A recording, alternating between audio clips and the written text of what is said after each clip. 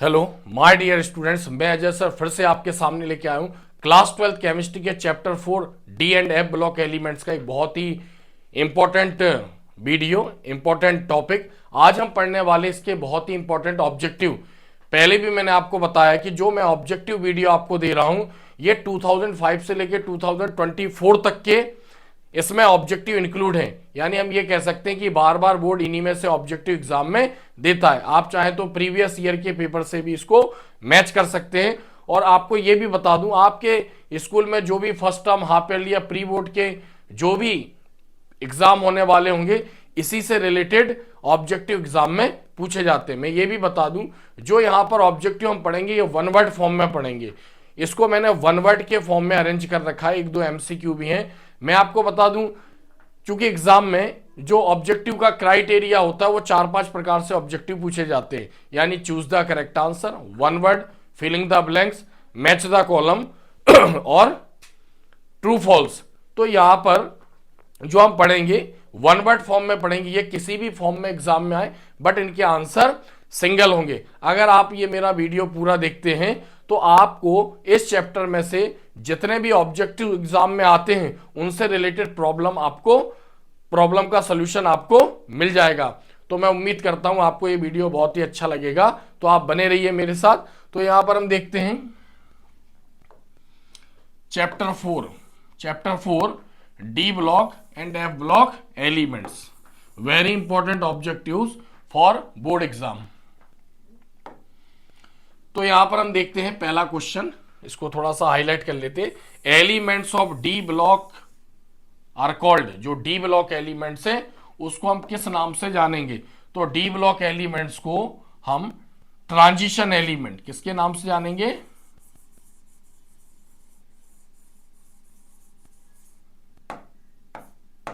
Transition elements के नाम से जानेंगे। अब मैं आपको यह बता दूं इनको ट्रांजिशन एलिमेंट्स बोलते क्यों हैं।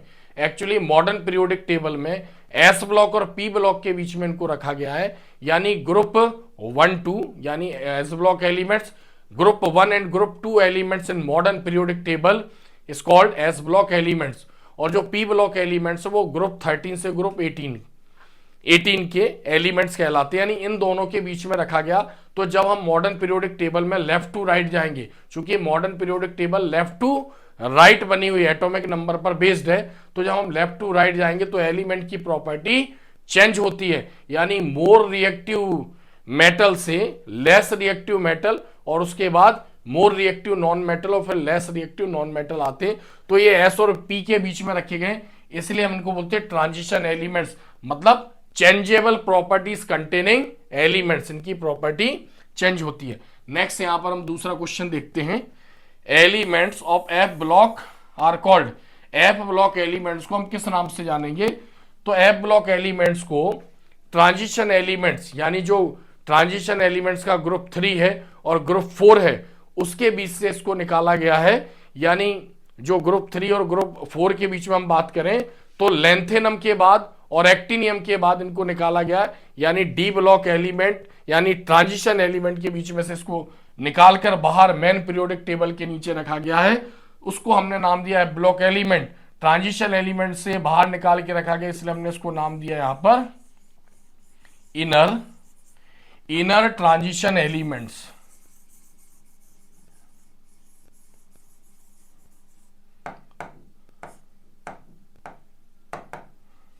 Inner transition elements. तो क्या बोलेंगे यहां पर हम? F block elements are also called inner transition elements. Next question हम यहां पर देखते हैं। First inner transition elements are called, जो फर्स्ट इनर ट्रांजिशन एलिमेंट है यानी एफ ब्लॉक एलिमेंट्स में दो सीरीज है। एक तो लेंथेनम के बाद हटाए गए हैं, यानी एटॉमिक नंबर 57 के बाद हटाए गए। दूसरा एक्टिनियम के बाद हटाए गए, यानी एटॉमिक नंबर 89 के बाद हटाए गए हैं। तो दो सीरीज है। लेंथेनम के बाद जो हटाए गए हैं उसको हम बोलते हैं लेंथेनोइड सीरीज, और उसी को हम बोलते हैं फर्स्ट इनर ट्रांजिशन सीरीज। और एक्टिनियम के बाद जो हटाए गए एलिमेंट नीचे रखे गए हैं उसको बोलते हैं हम एक्टिनोइड सीरीज। उससे रिलेटेड भी ऑब्जेक्टिव एग्जाम में आते हैं, जिसे हम आगे पढ़ेंगे। तो यहां पर हमारा क्वेश्चन क्या है? यहां क्वेश्चन है first inner transition elements are called, first inner transition elements को हम यहां पर बोलेंगे लेंथेनोइड।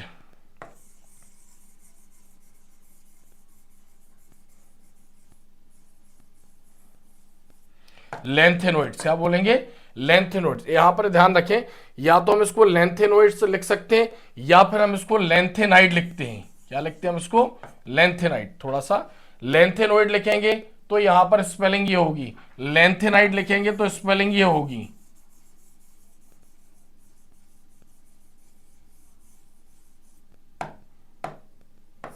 लेंथेनाइड्स, हम कोई भी वर्ड यूज कर सकते हैं, दोनों ही सही हैं। तो लेंथेनोइड्स यानी first inner transition element lanthanoid. और अगर ऐसा पूछता कि सेकंड इनर ट्रांजिशन एलिमेंट्स, तो उसका आंसर होता है एक्टिनोइड्स या एक्टिनाइड। तो यहां पर नेक्स्ट क्वेश्चन देखते हैं हम, what is the nature of actinoids elements. Actinoid elements का नेचर कैसा होता है? तो जितने भी एक्टिनोइड एलिमेंट्स में, ये भी बता दूं, लेंथेनाइड में 14 एलिमेंट्स हैं, एक्टिनाइड में 14 एलिमेंट्स हैं। ऐसे 28 एलिमेंट्स एफ ब्लॉक एलिमेंट्स की कैटेगरी में आते हैं या एफ ब्लॉक में आते हैं। तो यहां पर है what is the nature of, तो जो एक्टिनाइड होते हैं वो रेडियो एक्टिव नेचर के होते हैं। क्या होता है उनका नेचर? Radio active. तो यहां पर हम क्या लिखेंगे?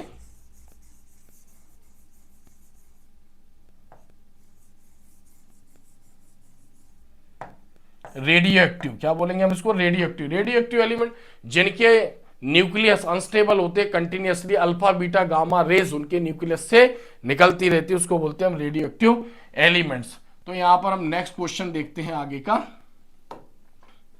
थोड़ा सा इसको ऊपर कर लेते हैं अपन।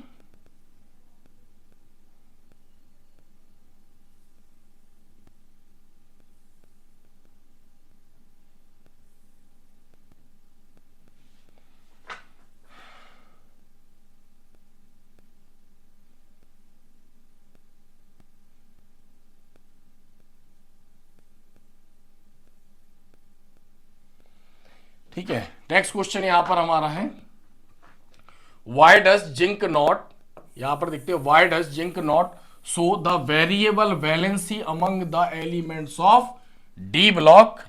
डी ब्लॉक यानी एक्चुअली हम जानते हैं डी ब्लॉक में यानी ट्रांजिशन एलिमेंट में 40 यानी 40 एलिमेंट रखे गए, और ग्रुप 3 से लेके ग्रुप 12 तक ये एलिमेंट्स मॉडर्न पीरियोडिक टेबल में है, 3 to 12। तो 12 ग्रुप को हम डी ब्लॉक एलिमेंट्स नहीं मानते हैं, क्योंकि उसमें जो एलिमेंट आते हैं, जैसे जिंक आता है, कैडमियम आता है, मरकरी आता है, इसमें डी ऑर्बिटल फुलफिल होता है। तो यहां पर क्वेश्चन हमारा इसी से रिलेटेड है कि why does zinc not show the variable valency among the elements of D block, यानी जो डी ब्लॉक में जिंक है वो वेरिएबल ऑक्सीडेशन स्टेट शो नहीं करता है। तो हम यहां पर इसका आंसर लिख सकते हैं कंप्लीटली फिल्ड डी ऑर्बिटल। क्या लिख सकते हैं यहां पर हम? कंप्लीटली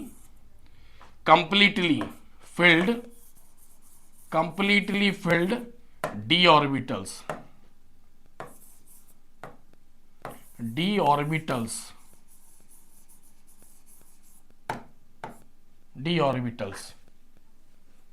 समझ में आ गया? डी ऑर्बिटल इसका भरा हुआ होता है। इतना ही हमारा आंसर, लेकिन फिर भी मैं आपको बता दूं यहां पर जो Zn है उसका कॉन्फ़िगरेशन क्या होता है? Zn का जो कॉन्फ़िगरेशन होता है वो होता है 3D10 4s2, ये इसका कॉन्फ़िगरेशन होता है। तो जिंक हमेशा अपनी आउटर मोस्ट सेल यानी s के इलेक्ट्रॉन ही लूज करता है, इसलिए जिंक की वैलेंसी हमेशा कितनी होती है? 2+।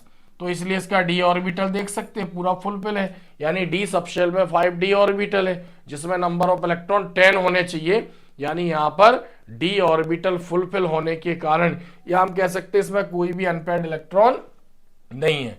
तो नेक्स्ट क्वेश्चन हम यहां पर देखते हैं,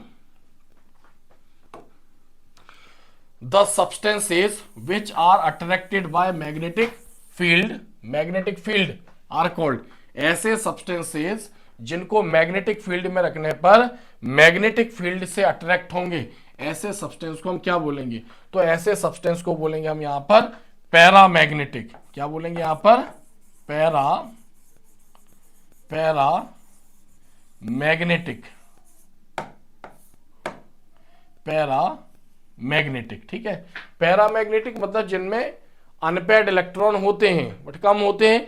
मैग्नेटिक फील्ड जो होता है वो अनपेयर्ड इलेक्ट्रॉन क्रिएट करता है, यानी अनपेयर्ड इलेक्ट्रॉन मैग्नेटिक फील्ड का फॉर्मेशन करता है। मैग्नेटिक फील्ड में रखने पर वो मैग्नेट की तरफ अट्रैक्ट होते हो। जो मैग्नेट की तरफ अट्रैक्ट नहीं होंगे उनको बोलेंगे हम डाई मैग्नेटिक, और जो बहुत ज्यादा मैग्नेट की तरफ अट्रैक्ट होंगे उनको बोलेंगे हम फेरो मैग्नेटिक। तो यहां पर हमारा आंसर है जो मैग्नेट की तरफ अट्रैक्ट होंगे वो पैरामैग्नेटिक कहलाएंगे। नेक्स्ट क्वेश्चन हम यहां पर देखते हैं, what is the number of unpaired electrons in Fe+2।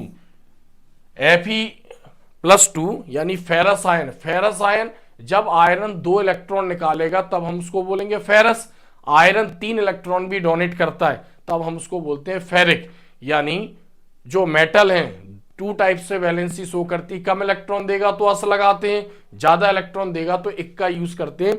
तो यहां पर Fe जब 2 इलेक्ट्रॉन देगा तो फेरस बोलेंगे। यानी 2 इलेक्ट्रॉन देगा तो उसमें हमें यह बताने कि अनपेयर्ड इलेक्ट्रॉन कितने हैं। तो 2 इलेक्ट्रॉन देने पर इसमें अनपेयर्ड इलेक्ट्रॉन कितने होते हैं, 4 अनपेयर्ड इलेक्ट्रॉन। कितने होंगे यहां पर, 4 अनपेयर्ड इलेक्ट्रॉन्स, 4 अनपेयर्ड इलेक्ट्रॉन्स। तो जो Fe होता है इसका एटॉमिक नंबर कितना होता है, यहां पर देख सकते हैं Fe। इसका कलर चेंज कर लेते हैं ताकि आपको समझने में दिक्कत ना आए। तो Fe का एटॉमिक नंबर होता है 26 और इसका कॉन्फ़िगरेशन होता है 3d6 और 4s2। तो जब Fe इलेक्ट्रॉन डोनेट करेगा तो सबसे पहले आउटर मोस्ट सेल के करेगा। तो यहां पर हम देख सकते हैं जो D है, यानी D में ऑर्बिटल कितने हैं, यहां पर D में नंबर ऑफ ऑर्बिटल है 5। तो यहां पर 6 इलेक्ट्रॉन है, 1 2 3 4 5 और 6। तो 2 इलेक्ट्रॉन दिया तो उसके डी पर कोई इफेक्ट नहीं पड़ा। लेकिन जब 3 इलेक्ट्रॉन देगा तो 2 इलेक्ट्रॉन ये निकलेंगे और 1 इलेक्ट्रॉन ये निकल जाएगा। तो Fe3+ में 5 अनपेयर्ड इलेक्ट्रॉन हो जाएंगे, यानी 5 अनपेयर्ड इलेक्ट्रॉन, यानी +3 कंडीशन में, यानी 3+ कंडीशन में वो मोर पैरामैग्नेटिक होगा। तो यहां पर हमारा आंसर ये है। नेक्स्ट देखते हैं हम क्वेश्चन यहां पर, what colour are the vapours of chromyl chloride. Chromyl chloride की जो वेपर्स होती हैं उनका कलर क्या होता है, vapours of chromyl chloride. Chromyl chloride कैसे बनता है, क्रोमाइल क्लोराइड, इसकी रिएक्शन हम आगे पढ़ेंगे कि क्रोमाइल क्लोराइड का फॉर्मेशन कैसे होता है। बट हम यहां पर इसका फॉर्मूला बता सकते हैं, कभी कभार फॉर्मूला भी पूछता है। तो फॉर्मूला यहां पर CrO2Cl2, ये क्रोमाइल क्लोराइड का फॉर्मूला है। बट यहां पर एक कलर पूछ रहा है, इसका कलर क्या होता है, तो ऑरेंज रेड, यानी इसका जो कलर होगा वो होता है orange red. Orange red colour का होता है क्रोमाइल क्लोराइड। यानी जो डी ब्लॉक एलिमेंट है उसमें जो K2Cr2O7 की रिएक्शन होती है, यानी मेटेलिक क्लोराइड KCl से और कंसंट्रेटेड H2SO4 से इसकी रिएक्शन होती है, तो CrO2Cl2 क्रिएट होता है। नेक्स्ट क्वेश्चन देखते हैं, right the general electronic configuration of the elements of D block. यानी डी ब्लॉक एलिमेंट का इलेक्ट्रॉनिक कॉन्फ़िगरेशन। जनरल, जब भी इलेक्ट्रॉनिक कॉन्फ़िगरेशन के पहले वर्ड आता है जनरल, उसका मीनिंग होगा outermost shell electronic configuration और वैलेंसी सेल इलेक्ट्रॉनिक कॉन्फ़िगरेशन। तो इसकी आउटर मोस्ट सेल, यानी जो डी ब्लॉक एलिमेंट होते हैं इनकी लास्ट की 2 सेल इनकम्प्लीट होती हैं। एस ब्लॉक की 1 सेल, पी ब्लॉक की 1 सेल, यानी लास्ट की एस और पी की 1 सेल इनकम्प्लीट होती है। और जो डी ब्लॉक एलिमेंट्स होते हैं इनके 2 ऑर्बिट्स, यानी 2 सेल इनकम्प्लीट होती है।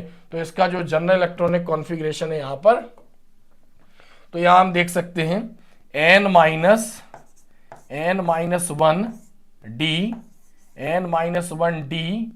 1 to 10 डी में मैक्सिमम कितने इलेक्ट्रॉन आ सकते हैं, 10। और ns 1 to 2, ये इसका कॉन्फ़िगरेशन है, ns 1 to 2। बहुत सारी बुकों में लिखा रहता है 0 to 2, वो भी सही है। तो यहां पर जो ns है ये आउटर मोस्ट सेल है, यानी लास्ट सेल है। और n-1 को हम बोलते हैं पेनल्टीमेट सेल और सेकंड लास्ट सेल। यानी इसमें 8 इलेक्ट्रॉन कंप्लीट नहीं हो पाते डी ब्लॉक में और उसमें 18 इलेक्ट्रॉन कंप्लीट नहीं हो पाते हैं। यहां पर केवल जिंक, कैडमियम और मरकरी एक्सेप्शन है, उसमें डी ऑर्बिटल फुलफिल हो जाता है। तो उसको छोड़कर हम बोलते हैं general electronic configuration of D block elements is n-1 d1-10 और ns1-2।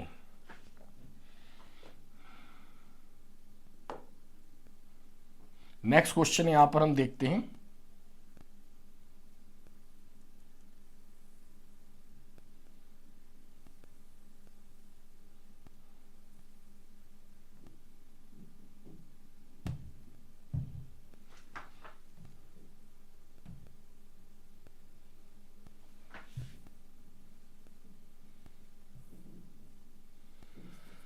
नेक्स्ट क्वेश्चन देखते हैं यहां पर, ये क्या है यहां पर ns1-2। Right the general electronic configuration of the elements of F block. F block elements का जनरल इलेक्ट्रॉनिक कॉन्फ़िगरेशन क्या है? तो एफ ब्लॉक एलिमेंट्स के आउटर 3 सेल इनकम्प्लीट होती हैं और जो लास्ट इलेक्ट्रॉन जाता है वो एंटी पेनल्टी मेट सेल यानी थर्ड लास्ट सेल में एंटर करता है। तो यहां पर हम इसका इलेक्ट्रॉनिक कॉन्फ़िगरेशन देखते हैं n-2 f12 14 n-1 d0-1 और ns2। ये इसका जनरल इलेक्ट्रॉनिक कॉन्फ़िगरेशन है। इसको बोलते हैं last shell, second last shell और third last cell.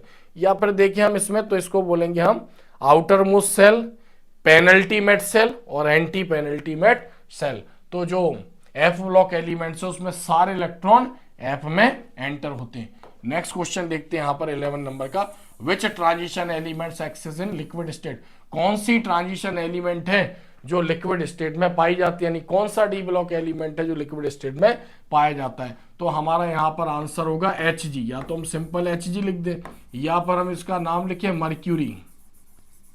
Mercury liquid state में होता है, बाकी जितनी भी मेटल है डी ब्लॉक वो सब सॉलिड स्टेट में होती है। इसका आंसर आप छोटी क्लासों से पढ़ते आ रहे होंगे। Next question 12, the oxidation state of chromium is present in potassium dichromate K2Cr2O7। तो K2Cr2O7 का जो नाम है वो है पोटेशियम डाइक्रोमेट। तो हमें इसमें क्या बताना है? क्रोमियम की ऑक्सीडेशन स्टेट बतानी है। या फिर क्वेश्चन ऐसे भी पूछ सकता था कि K2Cr2O7 में ट्रांजिशन एलिमेंट की ऑक्सीडेशन स्टेट बताओ, डी ब्लॉक एलिमेंट की ऑक्सीडेशन स्टेट बताओ। तो हमें ऐसे आइडेंटिफाई करना आना चाहिए कि जो इसमें डी ब्लॉक एलिमेंट है वो क्या है, इसमें क्रोमियम है। डी ब्लॉक एलिमेंट कौन सा है? इसमें क्रोमियम है। तो हमें इसकी ऑक्सीडेशन स्टेट बतानी है। तो यहां पर हम डायरेक्ट देख सकते हैं जो पोटेशियम है यानी K+ है, K है, इसकी ऑक्सीडेशन स्टेट कितनी होगी? +1। नंबर ऑफ पोटेशियम यहां पर 2 है, जिसकी ऑक्सीडेशन स्टेट हमें निकालनी है उसको हम x मान लेंगे। तो क्रोमियम को x मान लेंगे। नंबर ऑफ क्रोमियम क्या है? यहाँ पर 2 है। ऑक्सीजन की ऑक्सीडेशन स्टेट -2 होती है। नंबर ऑफ ऑक्सीजन 7 है। कंपाउंड पर कोई चार्ज नहीं है इसलिए हमने क्या लगाया यहाँ पर 0।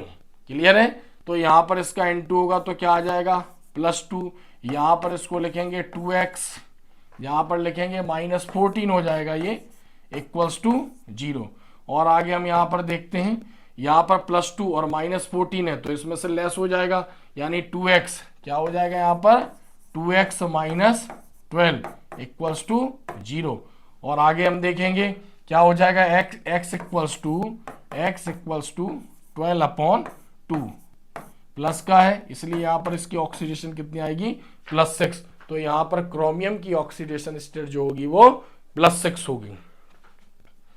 नेक्स्ट क्वेश्चन हम यहां पर देखते हैं, right the general electronic configuration of lanthanides and actinides. Lanthanide और एक्टिनाइट का हमें जनरल इलेक्ट्रॉनिक कॉन्फ़िगरेशन बताना है।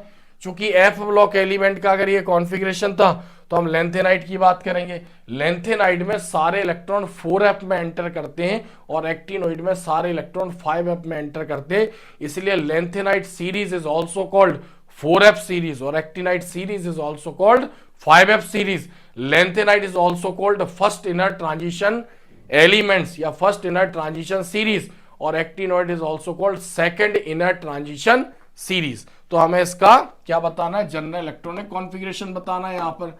तो तो यहां पर हम देख सकते हैं ये एफ ब्लॉक का है। तो सबसे पहले हम बात करेंगे यहां पर लेंथेनॉइड की। तो लेंथेनॉइड का कॉन्फ़िगरेशन होगा 4f 1 to 14, 5d 5d 0 to 1 और 6s2।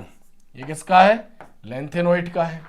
किसका है? लेंथेनॉइड का। अब हम बात करते हैं एक्टिनोइड की। तो ये 4f है, तो जस्ट इसमें एक एक सेल बढ़ जाएगा, यानी क्या हो जाएगा 5f 1 to 14, 6d 0 to 1 और 7s2।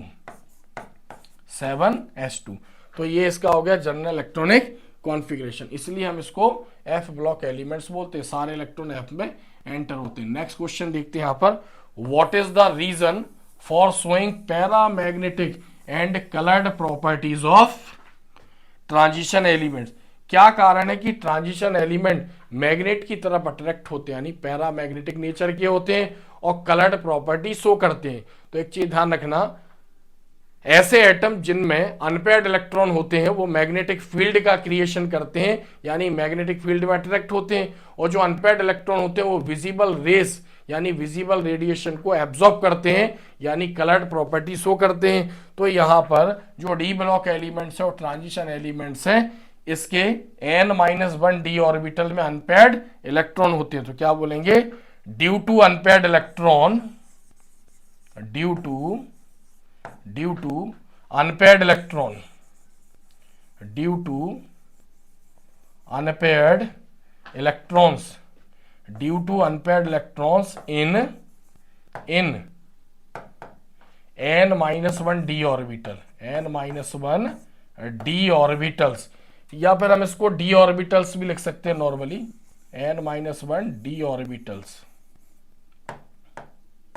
ठीक है, तो यहां पर हमने इतने क्वेश्चन पढ़े 15, और क्वेश्चन देखते हैं हम आगे।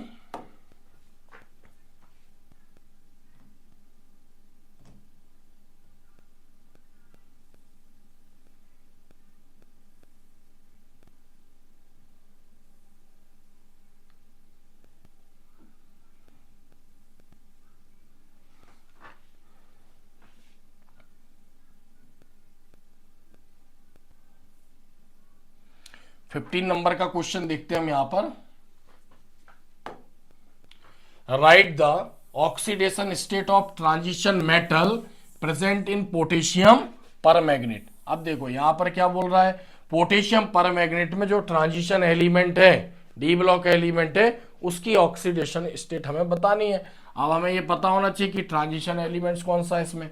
तो यहां पर जो Mn है, मैग्नीज यहां पर ट्रांजिशन एलिमेंट है, तो इसकी ऑक्सीडेशन स्टेट बतानी है। जैसे हमने पोटेशियम डाइक्रोमेट K2Cr2O7 में पढ़ा है, वैसे हम इसमें पढ़ेंगे।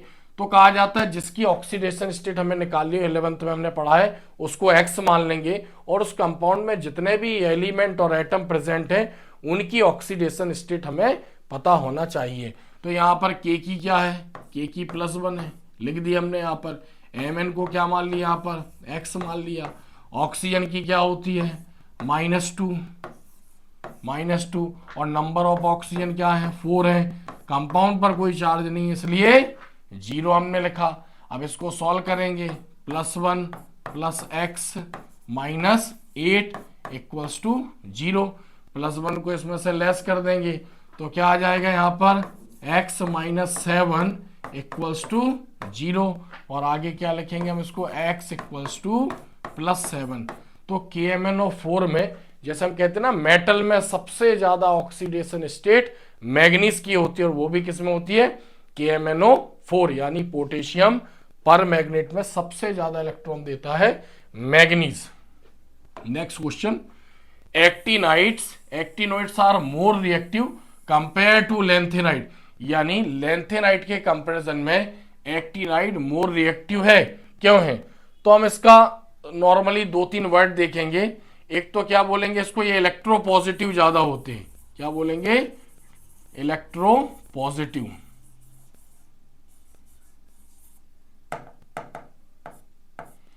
इलेक्ट्रो पॉजिटिव है, और क्या बोल सकते हैं हम, एंड लो या less ionization ionization energy, less ionization energy, ionization energy क्या बोलेंगे हम, electropositive and less ionization energy due to actinoids are more reactive compare to lanthanides. Next question है यहां पर हम देखते हैं, what is the transuranium element.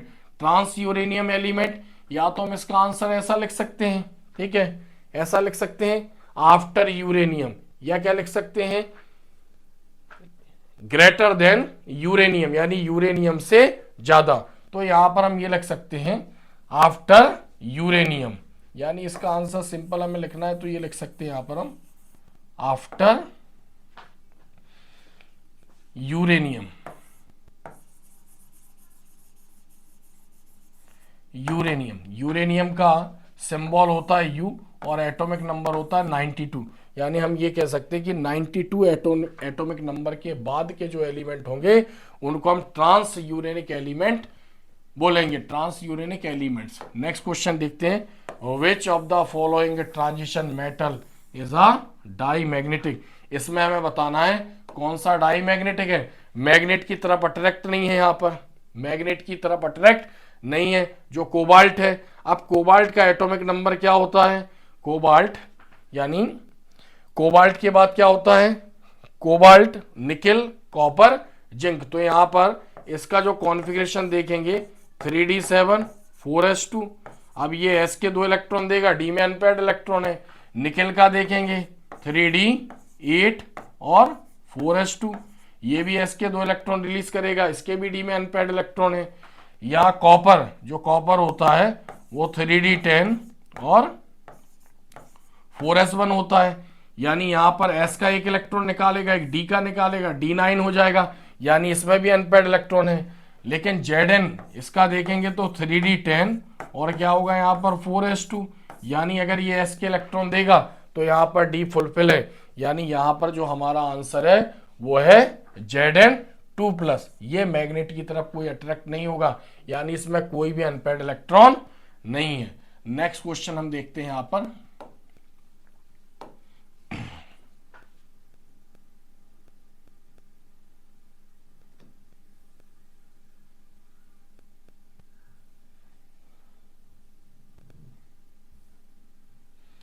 Last question है यहां पर हमारा, विच of the following transition metal ion is coloured. इसमें से कौन सी ट्रांजिशन एलिमेंट कलर्ड नेचर की। तो कलर्ड नेचर भी किस पर डिपेंड करता है, अनपेयर्ड इलेक्ट्रॉन पर डिपेंड करता है। अनपेयर्ड इलेक्ट्रॉन जितने ज्यादा होंगे डी ब्लॉक एलिमेंट के डी ऑर्बिटल में, उतना ज्यादा वो कलर्ड प्रॉपर्टी और पैरामैग्नेटिक प्रॉपर्टी शो करेगा। तो यहां पर देखते हैं अनपेयर्ड इलेक्ट्रॉन पर डिपेंड है ये प्रॉपर्टी। तो Cu2+, यानी कॉपर जब 2 इलेक्ट्रॉन देगा तो कॉपर का यहां पर कॉन्फ़िगरेशन क्या होता है 3d10 और 4s1, यानी जब क्वेश्चन फिर से देखते हैं, which of the following transition metal ion is coloured, कौन सी कलर्ड नेचर की है। तो जब ये 2 इलेक्ट्रॉन डोनेट करेगा तो एक ये निकलेगा और एक ये निकलेगा, यानी क्या हो जाएगा यहाँ पर 3d9, यानी डी में कितने बॉक्स होंगे यहाँ पर 5 बॉक्स होंगे। इलेक्ट्रॉन 9 है, 1 2 3 4 5, यहाँ पर 6 7 8 और 9, यानी ये अनपेयर्ड इलेक्ट्रॉन है, ये मैग्नेटिक प्रॉपर्टी शो करेगा। स्कैंडियम का कॉन्फ़िगरेशन क्या है यहाँ पर, स्कैंडियम का 3d1 4s2, तो यानी 2 इलेक्ट्रॉन ये देगा, 2 इलेक्ट्रॉन ये देगा, एक इलेक्ट्रॉन ये डोनेट करेगा, यानी इसके पास कोई भी अनपेयर्ड इलेक्ट्रॉन नहीं है। टाइटेनियम का क्या होगा 3d2 और 4s2, यानी टाइटेनियम इसकी वैलेंसी 4 है, यानी 2 इसके कारण होगी, 2 इसके कारण होगी, 4 वैलेंसी। वेनेडियम का कॉन्फ़िगरेशन क्या है 3d3 और 4s2, कितने इलेक्ट्रॉन दे रहा है यहाँ पर, ये 2 इलेक्ट्रॉन दे रहा है, ठीक है। तो यहाँ पर विच of the following transition metal is ion is coloured, तो यहाँ पर जो वेनेडियम है, यानी वेनेडियम, स्कैंडियम, टाइटेनियम, वेनेडियम, तो वेनेडियम का सॉरी स्कैंडियम के बाद जो आता है यहाँ पर इसको देखते हैं, स्कैंडियम के बाद आएगा टाइटेनियम और टाइटेनियम के बाद आएगा वेनेडियम। तो यहां पर जो इसका क्वेश्चन है, यहां पर क्या होना चाहिए, 5 होना चाहिए। यानी यहां पर हम क्या लिखेंगे इसको, 3d3 और 4s2। तो यहां पर कॉपर में 2 इलेक्ट्रॉन दे रहा है, यानी उसकी वैलेंसी 2 है, तो इसमें एक अनपेड इलेक्ट्रॉन है, तो ये कलर्ड नेचर का होगा। बाकी ये पांचों इलेक्ट्रॉन डोनेट कर देगा अपने, इसके पास कोई भी अनपेड इलेक्ट्रॉन नहीं होगा। यानी scandium, titanium, vanadium, scandium 3+, titanium 4+ और वेनेडियम 5+। तो यहां पर कॉपर के पास एक अनपेड इलेक्ट्रॉन है, ये कलर्ड प्रॉपर्टी शो करेगा। तो ऐसे आज हमने जो क्लास 12 केमिस्ट्री है उसके chapter 4 D and F block elements के बहुत ही इंपॉर्टेंट ऑब्जेक्टिव समझे हैं। अगर वीडियो आपको अच्छा लगे तो वीडियो को लाइक करें, चैनल को सब्सक्राइब करें और कमेंट्स दें। अगर आपकी कोई रिक्वायर है तो उस पर टॉपिक पर भी मैं वीडियो बना सकता हूं। अगर आप मेरे ऑब्जेक्टिव यानी वीडियो देखते हैं तो बोर्ड क्लास में आपके जो ऑब्जेक्टिव आएंगे उसका प्रॉब्लम का सलूशन आपका हो जाएगा। अगर वीडियो अच्छा लगे तो वीडियो को लाइक करें। ऐसे ही वीडियो लेकर आता रहूंगा आपके सामने। फिर से आज के लिए इतना ही, धन्यवाद।